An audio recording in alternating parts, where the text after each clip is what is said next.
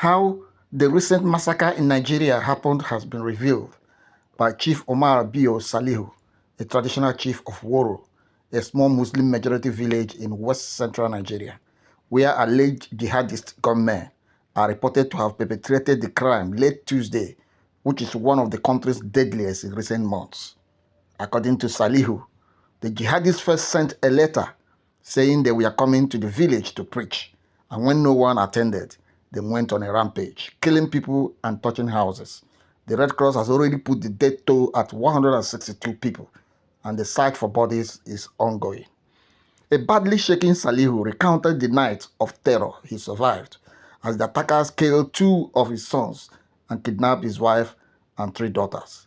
Here, the Kwara State Governor, Abdulrahman Abdulrazak, reacts on the incident. Because they absolutely refuse to change the doctrine in the faith, they were attacked and massacred. It's different from what we used to see, where the subjects were kidnapped for ransom. But this was just a pure massacre, and it's something we truly condemn. These challenges will be mitigated, inshallah. Well, at the moment, the state emergency services is going through enumeration and for how to take care and look over the members of the families. Meanwhile, the United States has dispatched a small team of military officers to Nigeria.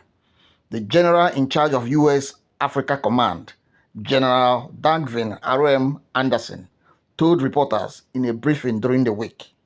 General Anderson disclosed that the move followed his meeting with Nigeria's President Bola Tinubu in Rome late last year, which has led to increased collaboration between the two nations, to include a small U.S. team that brings some unique capabilities from the United States in order to augment what Nigeria has been doing for several years. The military officers are the latest step since the U.S. launched airstrikes against a group affiliated with the Islamic State last year on December 25. Recall that Nigeria has been in the diplomatic crosshairs of the U.S. following threats by U.S. President Donald Trump to attack the country, alleging the West African nation is not doing enough to protect its Christian citizens. Following the allegations, the West African country was designated as a country of particular concern, a congregational designation in the U.S. for countries responsible for religious oppression. The Nigerian government fairly rejected the claim of Christian genocide, saying the armed group target people regardless of their faith. Meanwhile, Nigeria's Defense Minister, General Christopher Musa, retired, in a chat with the BBC, explained that the U.S. personnel were not combat troops, but a small advisory team supporting intelligence gathering and training initiatives.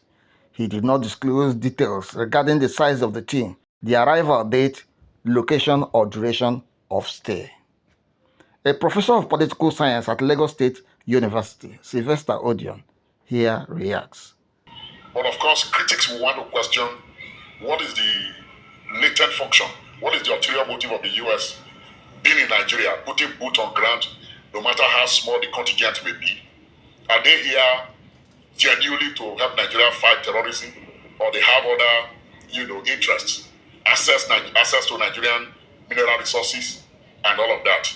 Of course, their presence again also can be read as undermining Nigeria's, sovereignty and all of that. But I feel that in sum, we can say that military cooperation is allowed internationally, and the contingent that is in Nigeria does not pose any threat to Nigeria's sovereignty.